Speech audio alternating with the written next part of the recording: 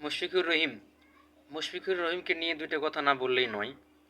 আসলে সেই ছোটবেলা থেকে দেখতাম সে ক্রিকেট খেলতো, সেই ছোটবেলা থেকে এখনও দেখতেছে সে খেলতেছে।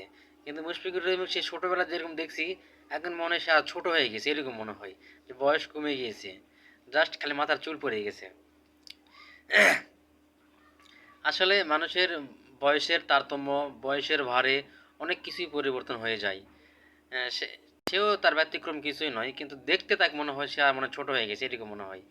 তবে তার দীর্ঘ ক্যারিয়ার, দীর্ঘ ক্রিকেট খেলার মানে এই যে জুতে হাসি খুশি সুখ দুঃখ সব মিলিয়ে সে বাংলাদেশকে বেশ ভালো সার্ভিস করে গিয়েছে।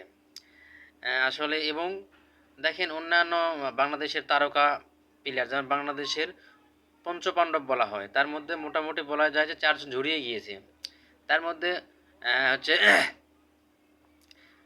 মাশরাফি এবং সাকিব, তারা হচ্ছে বিতর্কিত লাস্ট রাজনীতিতে গিয়ে।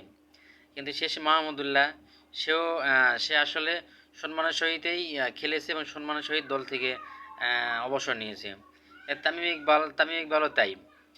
মোটামুটি সে অভিমান নিয়ে চলে গিয়েছে, কিন্তু তারপরেও সে সম্মানের সহিতই দলের সাথে খেলেছে এবং দল থেকে অবসর নিয়েছে। একমাত্র মুশফিকুর রহিম টি-20 এবং ওডিআই থেকে অবসর নিয়েছে, জাস্ট টেস্ট খেলিয়ে যাচ্ছে।